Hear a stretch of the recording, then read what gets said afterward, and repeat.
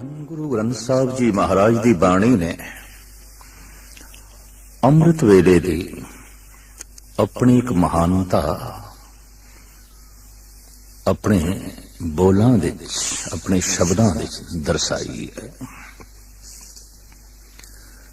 ਦਰਅਸਲ ਦੇਖਿਆ ਜਾਏ ਪ੍ਰਕਿਰਤੀ ਨੇ ਜੋ ਸਾਡੇ ਸਰੀਰ ਦੀ ਇਹ ਸਿਰਜਣਾ ਕੀਤੀ ਹੈ, ਇਸ ਦੇ ਚ ਰੁੱਤ ਦਾ ਤੇ ਵਕਤ ਦਾ ਆਪਣਾ ਪ੍ਰਭਾਵ ਹੈ। ਮੌਸਮੀ ਖਿਜ਼ਾਂ ਚਾरों ਪਾਸੇ ਪ੍ਰਾਕਿਰਤਿਕ ਮੰਡਲ ਉਦਾਸ ਦਿਖਾਈ ਦਿੰਦਾ ਹੈ। ਝੜ ਰਹੇ ਨੇ ਪੱਤੇ ਔਰ ਚੱਲ ਰਹੀਆਂ ਨੇ ਹਵਾਵਾਂ, ਡੋਲਦੀਆਂ ਹੋਈਆਂ ਸ਼ਾਖਾਂ ਆਪਣਾ ਸ਼ਿੰਗਾਰ ਬਦਲ ਰਹੀਆਂ ਨੇ, ਉਦਾਸ ਦਿਖਾਈ ਦੇ ਰਹੀਆਂ ਨੇ, ਨਗਨ ਦਿਖਾਈ ਦੇ ਰਹੀਆਂ ਨੇ ਇਹ ਸ਼ਾਖਾਂ ਦਰਖਤਾਂ ਦੀਆਂ। ਹੋ ਬਹੁ ਮਨੁੱਖ ਦੇ ਮਨ ਦੀ ਪ੍ਰਕਿਰਤੀ ਵੀ ਕੁਝ ਇਸ ਤਰ੍ਹਾਂ ਹੀ ਜੋ ਹੈ ਦੇਖਣ ਨੂੰ ਮਿਲਦੀ ਹੈ। ਜ਼र्रा ਜ਼र्रा ਪੱਤਾ ਪੱਤਾ ਖਿੜਿਆ ਹੋਇਆ ਹੈ। ਮੌਸਮੇ ਬਹਾਰ ਹੈ। ਧਰਤੀ ਨੇ ਮਾਨੋ ਬੜਾ ਸੁੰਦਰ ਸ਼ਿੰਗਾਰ ਕੀਤਾ ਹੈ, ਕਿਧਰੇ ਪੀਲੇ ਰੰਗ ਦਾ, ਕਿਧਰੇ ਗੁਲਾਬੀ ਰੰਗ ਦਾ, ਕਿਧਰੇ ਚਿੱਟੇ ਰੰਗ ਦਾ। ਇਤਨੇ ਸੁੰਦਰ ਸ਼ਿੰਗਾਰਮਈ ਵਸਤਰ ਧਰਤੀ ਦਾ ਚੱਪਾ ਚੱਪਾ ਸੁਹਾਵਣਾ ਹੋ ਜਾਂਦਾ ਹੈ। ਇਹ ਮੌਸਮੇ ਬਹਾਰ ਮਨੁੱਖ ਦੇ ਮਨ ਦੇ ਉੱਤੇ ਵੀ ਆਪਣਾ ਇੱਕ ਖਾਸ ਅਸਰ ਪਾਉਂਦਾ ਹੈ। ਗਰਮੀ ਦੀ ਰੁੱਤ ਆ ਗਈ ਹੈ, ਮਨ ਦੀ ਹਾਲਤ ਕੁਛ ਹੋਰ ਹੋ ਗਈ ਹੈ। ਠੰਡ ਆ ਗਈ ਹੈ, ਸਰੀਰ ਠਿਠਰ ਰਿਹਾ ਹੈ। तो रुत तो और समय तो मन प्रभावित है, तन प्रभावित है। सर्दी आ गई है, सानू कपड़े बदलने पैंदे ने, मोटे कपड़े, गर्म कपड़े लभने पैंदे ने। और गर्मी मजबूर कर देंदी है गर्म कपड़ियां नू एक पासे करन ते। हूबहू जो समा है, दिन दे 4 पैर, रात दे 4 पैर, जिथे रुत दा असर है, मौसम दा तन ते मन ते असर है, उथे 4 पैरां दा जिसनू समा कहंदे ने, वक्त कहंदे ने, इसदा भी मन दे उत्ते, तन दे उत्ते अपना प्रभाव है। आद काल तो संत जनां दी पकड़ विच आई एक गल कि रात दा जो चौथा पैर है, अगर मनुख समय सिर वाकई रात दे पहले पैर दे अंत होंदे होंदियां सौ गया तो शरीर दी नींद रात दे चौथे पैर दे आरंभ होंदियां संपूर्ण हो जाती है, अखां खुल जांदियां। यह गल वखरी है, अगर मनुख समय के मुताबिक सुता नहीं तो फिर मुश्किल है कि अमृत वेले ये उठ सके। वक्त सिर सौ गया नियम पूर्वक तो प्रकृति जगा देंदी है। असी देखते हैं प्रकृति पंछियों नू जगा देंदी है, पशुओं नू जगा देंदी है, क्योंकि उन्हां दी नींद स्वाभाविक है, प्राकृतिक है। रात दे पहले पैर दे अंत होंदे होंदियां चिड़ियां, पंछी, पशु करीबन करीबन सो जाते हैं। रात दा चौथा पैर आरंभ होया है, चहचहांदे हुए पंछी उठ बैठते ने, गऊआं उठ बैठदियां ने, बछड़े बोलन लग पैंदे ने गऊआं दे। सारे दा सारा पशु जगत समय तो प्रभावित है। वक्त सुलांदा है, वक्त जगा देंदा है। मनुख ने अपनी नींद नू प्राकृतिक नहीं रहन दिता और किधरे किधरे अपने जागण नू भी प्राकृतिक नहीं रहन दिता। वैसे तो देखा जाए इहदा खान पान पैरान भी प्राकृतिक नियम के मुताबिक नहीं है। यही कारण है कि जैसे मनुख प्रकृति तो दूर होंदा गया, परमात्मा तो भी दूर होंदा गया। परमात्मा के निकट आने लई इसनू प्रकृति के निकट आना ही पएगा, प्रकृति के प्रभाव नू कबूल करना ही पएगा और उहदी नियमावली नू जिंदगी का अंग बनाना ही पएगा। तो बहुत पुराने समय तो जो अध्यात्मक चिंतन करते सन, हर वक्त मन नाल जिन्हां दी घोल रहिंदी सी, मन दी साधना ते तल ते जीण वाले अंतर्मुखी पुरुष उन्हां दी पकड़ दे च आया। रात दा चौथा पैर भजन लई बड़ा सहायक है, बहुत सहायक है, मदद करता है। कहंदे ने ढंग नाल भोजन कीता होवे रात नूं तो भोजन आलस पैदा करके नींद लियाउंदा है। ये नींद उस भोजन नूं पचा देंदी है और जब नींद पूर्ण तौर ते पचा देंदी है, भार हल्का हुंदा है, आलस मध्यम हुंदा है, ये जाग पैंदा है। दोबारा शरीर नूं भोजन दी लोड़ है ते हुण शरीर नूं भजन दी भी लोड़ है। मन भजन भी चाहता है। इस समा कहंदे ने 100 लुकमे दिन दे ते 1 लुकमा सुबह दा। सारी दिन दी साधना ते अमृत वेले दे 1 पल दी साधना बराबर हो जाती है। समा मदद करता है। धन गुरु नानक देव जी महाराज ते साफ कहंदे ने, जे एक होए तां उगवे, रुती हो रुत होए। एक ते बीज ठीक होवे, मुकम्मल होवे, पर बीजण वाली रुत भी ते चाहिदी है। मौसम दे अनुकूल जो किसान बीज नहीं बीजदा, सही ढंग नाल वो प्रफुल्लित भी नहीं होंदा, वो पूर्ण फसल नाल अपने घर दे कोठे भर भी नहीं सकेगा। तो ये जो रात दा चौथा पैर है, इसनूं साडे देश दे प्राचीन सनातनी ऋषियां ने कहा ये ब्रह्म मुहूर्त है, ब्रह्म दे चिंतन दा समय है, ब्रह्म नाल जुड़न दा वक्त है। इसनूं धन गुरु नानक देव जी महाराज ने अमृत वेला आख्या। ऐसा समा जद अमृत दी वर्षा हो रही है। इसनूं इस्लाम दे महान बानी मोहम्मद साहब ने कहा अलल सुबह, अल्लाह दी सुबह, अल्लाह दी सवेर, ओ सुबह जो सुभावक अल्लाह नूं चेते करा देंदी है।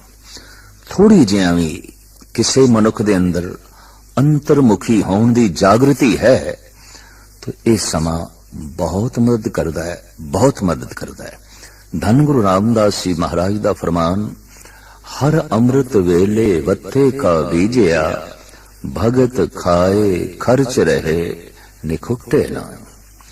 अंतिश करन दी धरती दे जो अमृत वेले नाम दा बीज बो छड़दा है, बरकतां नाल झोलियां भर जांदियां ने। वो लोक परलोक अपना सुहेला कर लेंदा है। इस समय जो जागे है और इस समय जो बंदगी विच लीन होया है, दुनिया भर दे बंदगी दे पुगे हुए पुरुष संत जन उस साधक तो फिदा जांदे ने। अवतारी पुरुष भी जो है सदके जांदे ने। भाई साहब भाई नंदलाल ते कहंदे ने, शबद कुर्बान खाके राहे संगत, दिले गोया हमी बस आरजू करत। एक कोई आरजू रह गई है, हे गुरुदेव अमृत वेले ਜਿਹੜੀਆਂ ਸੰਗਤਾਂ ਤੁਹਾਡੇ ਮਾਰਗ ਤੇ ਚੱਲ ਪੈਂਦੀਆਂ ਨੇ, ਉਹਨਾਂ ਦੇ ਕਦਮਾਂ ਦੀ ਖਾਕ ਮੈਨੂੰ ਬਣਾ। ਉਹ ਕਦਮ ਬੜੇ ਪਾਵਨ ਨੇ, ਉਹ ਚਾਲ ਬਲੀ ਮਹਾਨ ਹੈ। ਅੰਮ੍ਰਿਤ ਵੇਲੇ ਦੀ ਚਾਲ ਗੁਰੂ ਦੀ ਤਰਫ दरअसल परमात्मा की चाल है। ये परमात्मा की तरफ चलना है और ये परमात्मा तक पहुंचने का एक महान वसीला है। भाई साहब भाई नंदलाल ते इत्थे तक कहते ने, थोड़ी जिहां भी जिस किसी दे अंदर जागृति पैदा हुई है, उसने एक गल समझ ली है कि अमृत वेले जो सुता रह गया है, मानो उदी नींद हराम है, वो हराम सोया है। बेदारी अस्त जिंदगी ऐ साहिबान शौक, गोया हराम करदन आइंदा ख्वाब सुबह। थोड़ी जिहां भी बेदारी जागृति किसी दे अंदर पैदा हुई है, उस मनुख ने आइंदा दे वास्ते अमृत वेले दा सोना मानो हराम कर छड़दा है। भाव नहीं सौंदा, सुभावक वो जागदा है और अमृत वेले तो लाभ उठांदा है, उस समय तो लाभ उठांदा है। भाई गुरदास जी ते एक प्रार्थना करदे ने अकाल पुरख दे अगों। आप कहंदे ने नख सिसलो सगल अंग रोम रोम कर, काट काट सिखन के चरण पर वारिए। हे परिपूर्ण परमात्मा, मन दी ए भाव दशा बनी है कि पैर दी उंगलियां दे नाखुन तो लैके सिर दे केसां तक नख सिसलो सगल अंग रोम रोम कर, समुचे शरीर दे रोम रोम दे टुकड़े कर दिते जान मेरे शरीर दे। मेरी ये चाहत, मेरी ये मंग, फिर इन्हां टुकड़ियां नूं की करिए? काट काट सिखन के चरण परवारीए। इन्हां नूं कट कट के पुरजा पुरजा करके गुरु के जो सिख ने उन्हां दे कदमां तो सदके करो, उत्थे निछावर करो, फिर भी आखिर मांस के टुकड़े ते बचनगे। की करिए? आप अगां चल के कहंदे ने अगन जराए ताहे पीसन पिसाए, ले उड़े पवन होए अनक प्रकारिए। फिर मेरे मांस दे टुकड़ियां नूं जला देना, बचियां रहन जो हड्डियां उन्हां नूं पी देना।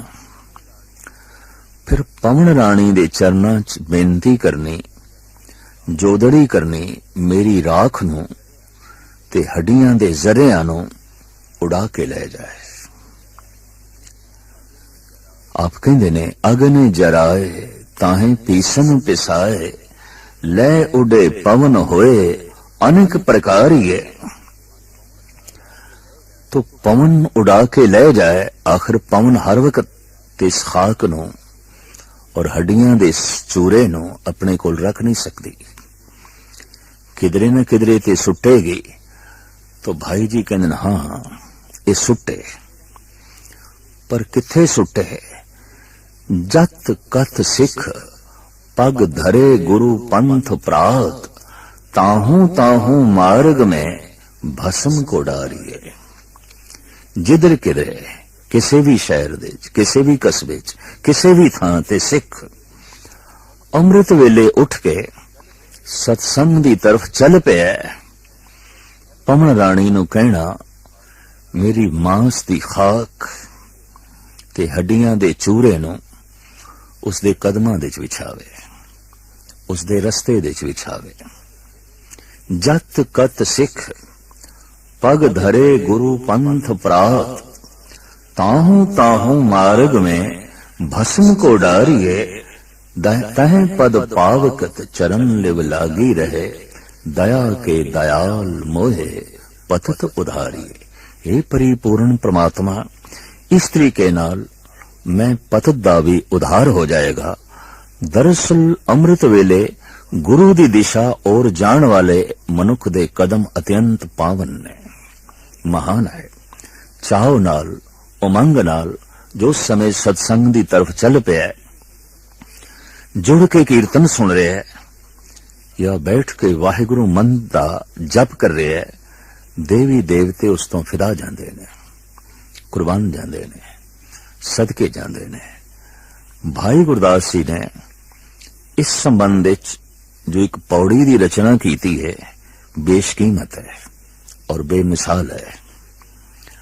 आप कहंदे ने चरणों दुख होए सुरसरी, तज बैकुंठ जगत विच आई। सुरसरी गंगा मिथ ये कह रही है कि गंगा ब्रह्मे दे करमंडल दा जल है, विष्णु दे चरनां दा जल है, शंकर दियां जटावां दा जल है। ऐसा साडे देश दे प्रचलन है इस मिथ दा। करमंडल दा पानी विष्णु दे चरनां ते डोले है ब्रह्मे ने, ये जल आन के गिरे है शंकर दियां जटावां च और उस दे चों ये निकली गंगा दी धार। ठीक जैसे गंगोत्री बहुत उच्ची एक चोटी जद निकलती है, धारा छोटियां छोटियां जी लगदियां ने, वाकई जैसे शंकर दियां जटावां होन, और उन्हां दे चों टपकदा होया ये बूंद बूंद गंगा दा जल। खैर इस मिथ नूं जो रूप दिता है भाई साहब भाई गुरदास जी ने, वो काबिल शुनीद है। चरणों दुख होए सुरसरी, तज बैकुंठ जगत विच आई, 900 नदी 99 68 तीरथ अंग समाई। इस पृथ्वी दे ते 12 मास वगण वालियां नदियां भाई गुरदास जी की गिनती के मुताबिक 999 ने, एक घट 1000 जो 12 मास दरिया बगदे ने। भाई जी कहने ने 999 नदियां दे चों गंगा सिरमौर है, उसदे जल की अपनी खूबी है। हर नदी का जल अलग अलग है, हर थां दी वायु अलग अलग है, हर जगह रेत दे जर्रे अलग तासीर रखते हैं। यही कारण है कि जब कदी किसी का कोई रोग औषधियां नाल ठीक ना होवे तो पुराने हकीम कह दिता करते सन, तू आबो हवा बदल ले, पानी बदल ले, हवा बदल ले, टिकाणा बदल ले। और ऐसा देखने विच आया है, वाकई टिकाणे दे बदलदियां, आब हवा दे बदलदियां वो तंदुरुस्त होया है, वो ठीक होया है। हवा किसी शरीर लई अमृतमयी हो सकती है, जल किसी शरीर लई अमृतमयी हो सकता है। गंगा दा जल शरीर लई इतना लाभकारी मनिया गया कि प्राचीन जो वैद सन, हकीम सन, शरीर शास्त्री सन, उन्हां दी रसना तो निकले ते अमृत है, ये ते शरीर लई लाभकारी है। दरअसल आत्म चिंतन करने लई अगर शरीर ठीक नहीं तो फिर मन दा आत्म चिंतन करना भी कठिन है, औखा है। शरीर दा स्वस्थ होना लाजमी एक शर्त है कि शरीर नूं स्वस्थ रखण दे गंगा दा जल वाकई अमृत दा ही काम करदा सी, एक महान औषधि दा काम करदा सी। बहुत सारियां खूबियां इस विच देखियां गईयां। जड़ी बूटियां नाल स्पर्श करदी हुई ये धारा जद मैदानी इलाके विच आउंदी है तो जड़ी बूटियां दा रस ते उन्हां दी तासीर भी लेके आउंदी है। जद इसका कोई पान करदा इस जल दा तो शरीर नवा नरोआ हुंदा है, शरीर दे उत्ते इस जल दा अमृतमयी प्रभाव पैंदा है। यह गल वखरी है, उस जमाने च कहा गया सी इस दे कपड़ा निचोड़ना और थुक सुटना महापाप है, जबकि अब बड़े बड़े शहरों के गटर इस गंगा दे पै रहे ने। महापाप व्यापक पद्धर ते हो रहा है, महान गुनाह व्यापक पद्धर ते हो रहा है। अमृतमयी जल नूं किसी हद तक विष बनाया जा रहा है। मनुख ने जैसे अपना जीवन विष बना लिया है, ये अमृतमयी हवा नूं, अमृतमयी जल नूं थां थां ते विष बनाने दे जो है तुलिया होया है। किधरे दी हवा खराब की थी और किधरे नदी नालियां दे जल दे प्रवाह नूं इसने खराब किया है, गंदा किया है, मलिन किया। खैर ये एक अलग विषय है, ये जल अमृतमयी है। इस वास्ते भाई साहब भाई गुरदास जी कहते ने 999 नदियां दे चों गंगा सिरमौर है। 900 नदी 99 68 तीरथ अंग समाई। 68 तीरथ इस दे किनारे ते बने हुए ने। देव प्रयाग, रुद्र प्रयाग, करण प्रयाग, ऋषिकेश, हरिद्वार, बनारस, प्रयागराज दा संगम इत्यादि छोटे वड्डे तीरथ इस दे तट ते बने हुए ने। तीर्थां दी शोभा बनी हुई है। तीर्थ गंगा दे तट ते सुभायमान दिस रहे ने। थां थां ते तीर्थां ते जाके लोकी अपना तन मन इशनान द्वारा सही करने की कोशिश दे लगे रहंदे ने। तो भाई जी कहने 68 तीर्थ गंगा दे तट ते बने हुए ने। 68 तीरथ अंग समाई, तेहलो की परवान है, महादेव लै शीस चढ़ाई। इसकी महिमा 3 लोकां दे च है और शिव जी ने इसनों अपने मस्तक दे स्थान दिती।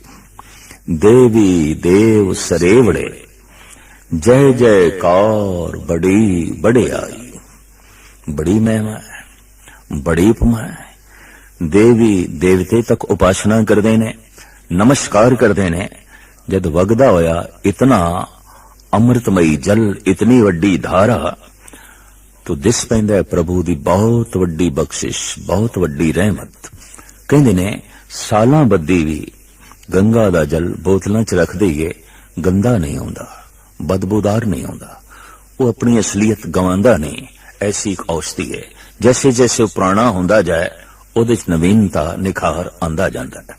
तो वाकई ये जल जल ना होके अमृत है।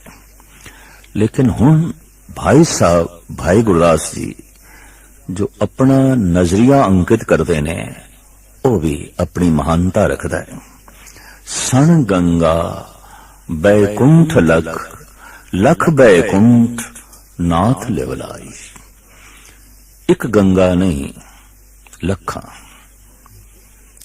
और एक ब्रह्मे दे करमंडल दा जल नहीं, लखां ब्रह्मंड है करमंडल दा जल जो ब्रह्मे दे हथ दे होवे। एक शिव जी नहीं, लखां ही शिव जी दे मस्तक दा जल। और एक विष्णु नहीं, लखां ही विष्णु दे चरनां दा जल। सण गंगा बैकुंठ लख, और एक बैकुंठ नहीं, लखां बैकुंठ। लखां गंगा, लखां विष्णु दे चरनां दा जल, लखां ही शिव जी दे मस्तक दा जल, और लखां ही ब्रह्मियां दे करमंडलां दा जल। सण गंगा बैकुंठ लख, लख बैकुंठ नाथ लिवलाई।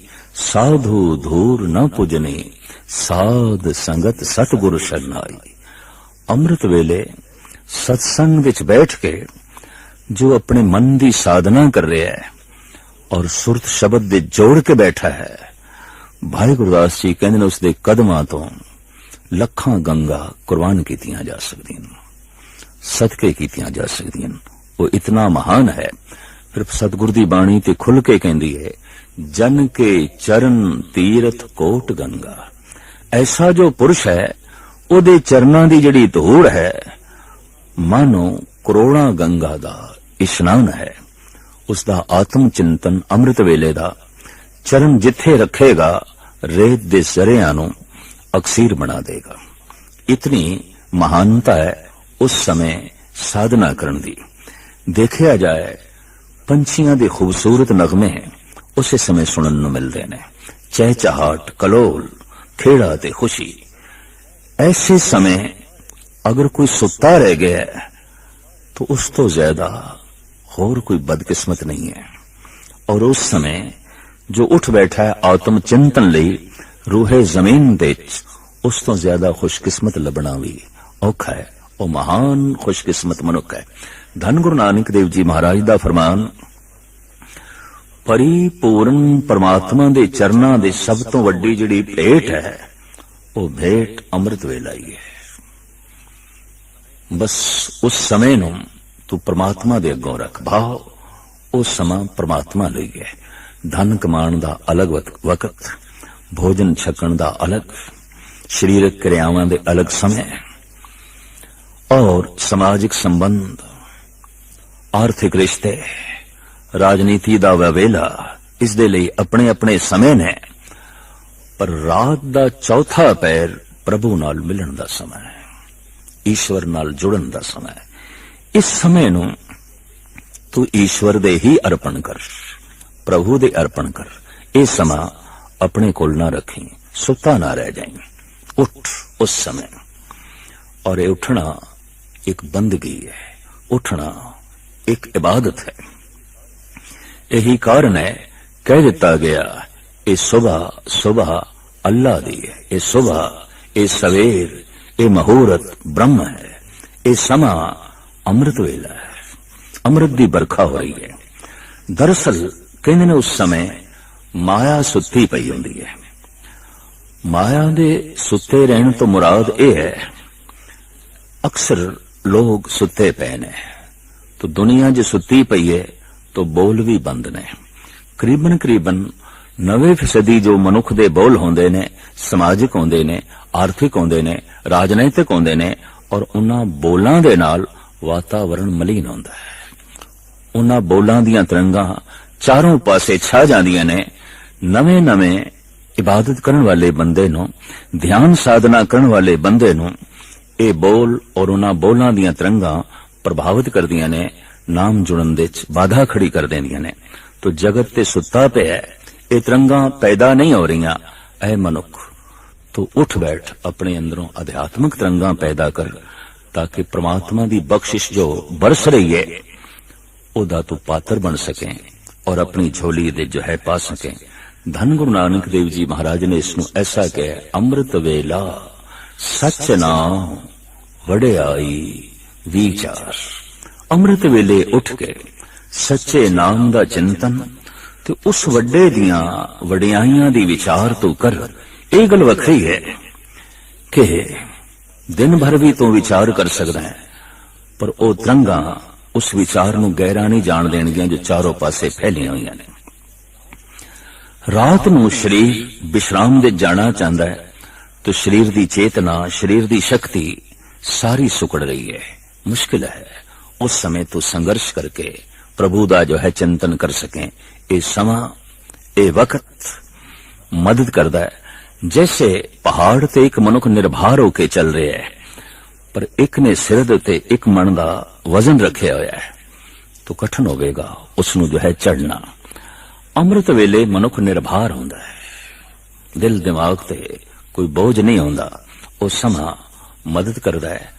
धन गुरु नानक देव जी महाराज ने इसकी महिमा गायन करदे होया कहा, दुनिया दियां सारियां बरकतां उस मनुख दे झोली दे च आण पैंदियां ने जो उस समय उठ के वाहिगुरु नाम दा अभ्यास करता है, वाहिगुरु नाम दा चिंतन करता है।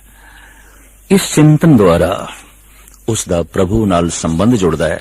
ते प्रभु नाल संबंध जुड़न दा मतलब की है, महाशक्ति नाल संबंध। और जैसे महाशक्ति नाल संबंध जुड़ता है, महाशक्ति उसके अंदर प्रवेश होनी शुरू हो जाती है। ईश्वर नाल जुड़िया होया मनुख कमजोर नहीं हो सकता। तिथे जोध महाबल सूर, तिनमें राम रहा भरपूर। जिन्हां दे अंदर राम भरपूर होके समा जांदा है, वो महाबली होंदे ने, योद्धा होंदे ने, सूरबीर होंदे ने, और अमृत वेले दी इस बरकत नूं प्राप्त करके महान योधे वो बन जांदे ने।